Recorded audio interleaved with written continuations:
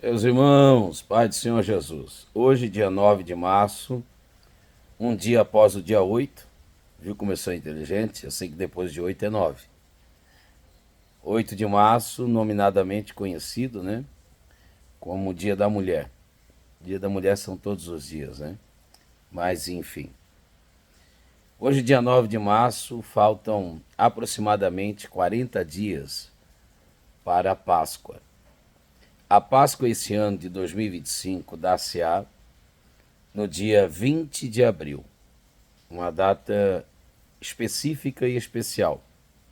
Por ser Páscoa, sim, mas também por ser aniversário da nossa filha, minha única filha, fará 18 anos de idade. E eu estava aqui meditando um pouquinho como necessariamente é preciso ser feito.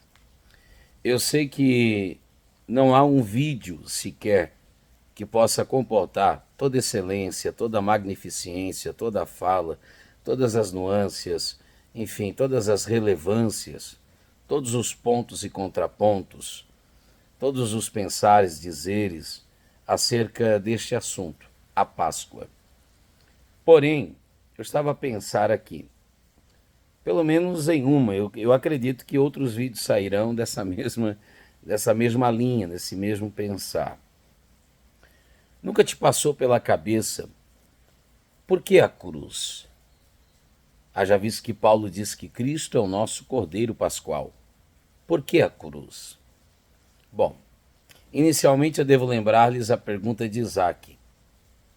Lembra quando Isaac, lá em Gênesis 22, perguntou a Abraão, e o cordeiro? Se o cordeiro não aparece, Isaac morre.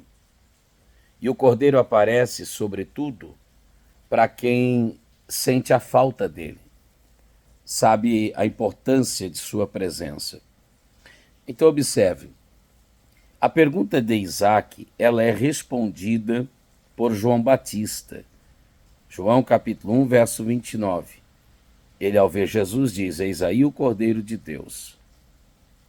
João, na ilha de Pátimos, Apocalipse 5, ele disse que viu o Cordeiro de Deus. Como dar-se-ia o abatimento do Cordeiro?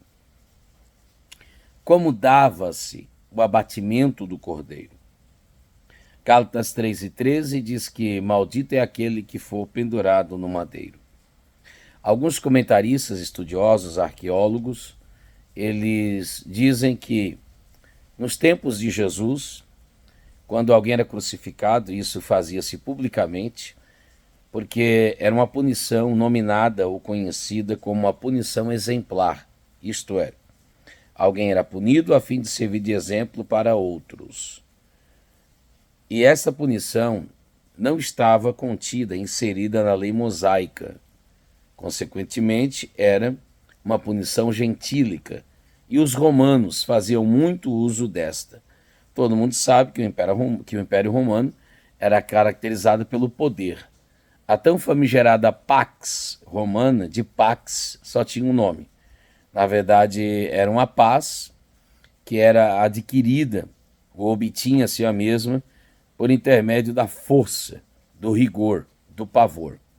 Então, alguns comentaristas dizem que pais pegavam seus filhos, fixavam o pescoço, a fim de que eles não desviassem o olhar, e ficavam olhando para o crucificado, para o agonizante.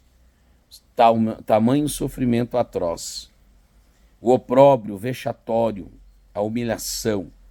Então era de fato uma punição, uma execução, que não tinha por finalidade última apenas a morte, mas além da morte, tinha por finalidade também trazer dor, muita dor, por sinal. No caso de Jesus, uma dor ainda maior. Por ser uma dor psicológica, também espiritual, porque ele mesmo disse, na prensa de azeite, no Getsemane, ele mesmo disse, Pai, por que me desamparaste? Então, aquele que ouvira recentemente e continuadamente o Pai dizendo, esse é meu filho em quem me comprazo, aquele que disse eu e o Pai somos um, aquele que cultivava uma comunhão ininterrupta, agora for abandonado por Deus por ocasião de assumir os nossos pecados. Isso é aquilo que a gente chama de a imputação e a amputação na teologia. Então este Cristo, ele sofrera das mais variadas maneiras. Ele sofrera sendo chibateado, porque veio para redimir os judeus, e sofrera sendo crucificado, porque veio também para nos salvar. Então, a atrocidade, o sofrimento agonizante da cruz, não há palavras, não há livros, não há nem mesmo um filme, que expresse com exatidão. Existem livros e livros e outros que falam sobre isso. E tendo em vista tamanho sofrimento, a pergunta que fica é: por que teria que ser numa cruz? Bom, talvez uma das respostas é para que ele fosse o nosso Cordeiro Pascual. Se você olhar na lei de Moisés, o abatimento de um cordeiro, você perceberia ali, pelo menos, deve ter mais, mas eu vou pensar aqui, pelo menos 3 requisitos, que somente a morte da cruz é que poderia preencher esses requisitos. O primeiro deles é que o cordeiro deveria ser morto, imolado e o sangue espargido, derramado. Então teria que ser uma morte cruenta e sangrenta. A cruz atende esse pré-requisito. No caso de Jesus, mais do que seus punhos, pés e mãos foram cravados, mais do que o seu couro cabeludo rompido e, consequentemente, o sangue derramado. No caso de Jesus, ele ainda fora chibateado, chicoteado. Nem todos crucificados passavam por tamanha tortura. Então, o sangue de Jesus realmente foi um sangue espargido, derramado. Já dizia o sábio poeta, até a última gota. Alguém escreveu um hino, interpretado por Vitorino Silva, que diz aquela gota a mais. Então, realmente, o sangue pôde ser visto. João, diz que do seu lado saiu água e sangue. Água é o que ele faz em mim, me lava, me limpa, me regenera, e sangue é o que ele faz por mim. Me purifica, me compra, me adquire, me transforma. Então, o primeiro pré-requisito da cruz, ele é cumprido, ele é satisfeito quando o sangue de Jesus é derramado. Mas tem o segundo pré-requisito: o cordeiro precisava ser assado. O cordeiro precisava passar pelo forno, pelo fogo. Então, não apenas sido derramado o sangue, mas também precisava passar pelo fogo. Bom, sangue derramado, casualmente, alguém fosse transpassado por uma espada e morresse ainda que como mártir, consequentemente, esse requisito seria atendido. Mas como seria assado? Se alguém fosse queimado, o requisito de ser assado seria atendido, mas o sangue não seria derramado. Então, a cruz, ela atende esses pré-requisitos. O sangue foi derramado e o cordeiro foi assado, porque a Bíblia diz que era um horário de sol, até que o sol negou dar a sua luz para tamanho sacrilégio, e pelo menos por 3 horas, Jesus esteve ali sendo assado. Espiritualmente, poderíamos dizer, queimado na ira de Deus. E era isso que ele dizia lá no Getsemane: se possível for, passe de mim esse cálice. Não é o cálice da tortura e da dor, como alguém já pensou por muito tempo, porque o meu Jesus, ele jamais seria um hipócrita que pediria a nós outros que aceitasse tal sofrimento se ele fugisse do mesmo. O meu Jesus, ele é muito valente. O meu Jesus mostrou muito heroísmo. Então, o cálice da ira de Deus era aquilo que ele queria fugir da mesma. Então, ele foi assado no fulgor, porque o nosso Deus é um fogo consumidor, da ira de Deus. E ele foi assado no calor do sol, torrado. Foi queimando-lhe, aumentando ainda mais a sua dor, a ponto de ele sentir sede e dizer, tenho sede. E é dado ali uma espécie de analgésico que usava-se nessa época, né? Tamanha dor do crucificado, talvez seja um dos pouquíssimos direitos que o indivíduo teria, né? Que era provado esse analgésico a fim de que aliviasse sua dor. O meu Jesus é tão maravilhoso, o meu Jesus é tão extraordinário, que quando deram-lhe vinagre para beber, ele não quis, porque a ideia ali não era aplacar a dor, e sim aplacar a ira de Deus, ainda que isso lhe causasse muita dor. O meu Jesus foi assado no fogo da prova.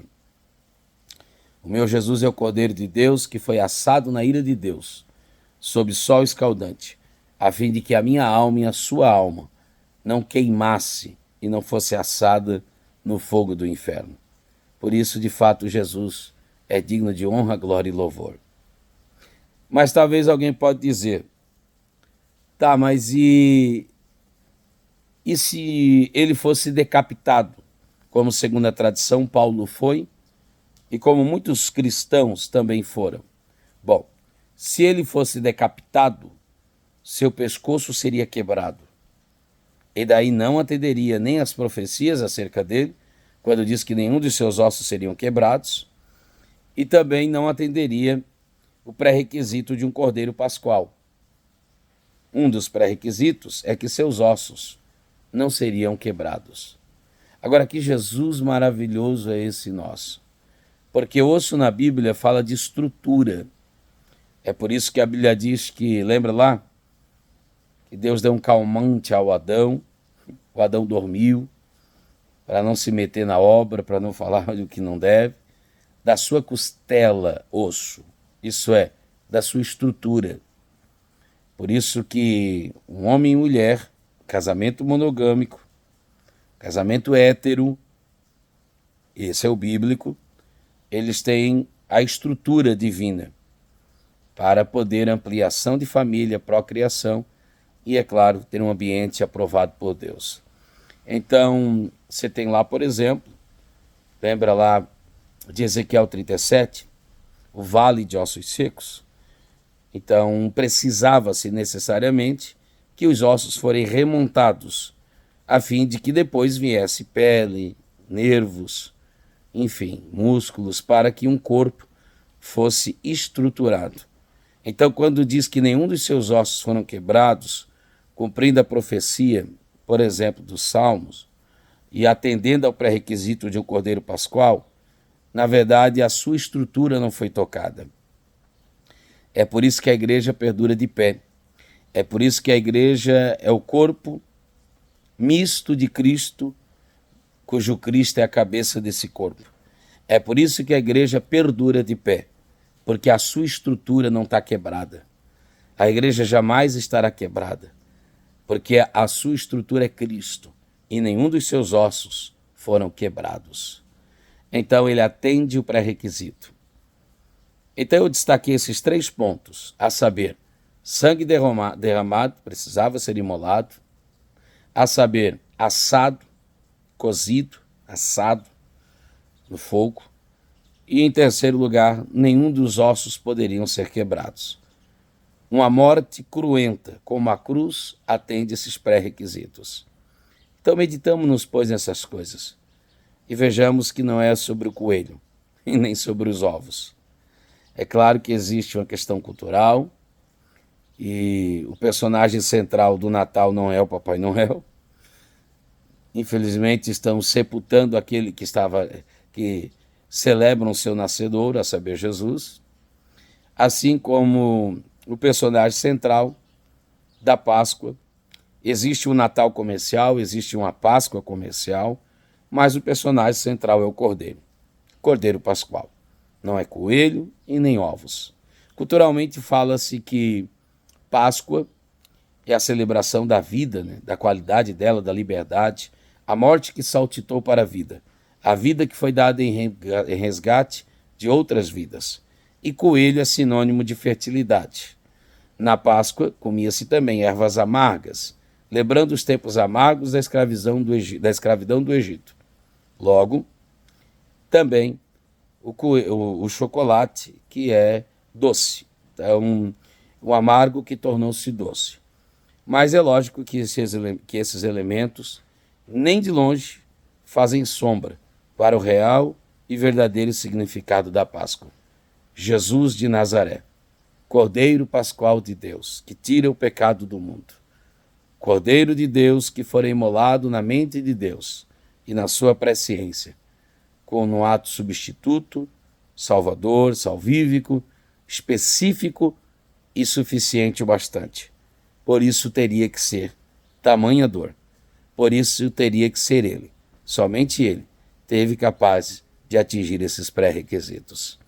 Se esses pré-requisitos não fossem atingidos, não haveria Pachar, não haveria Páscoa, não poderia celebrar uma libertação.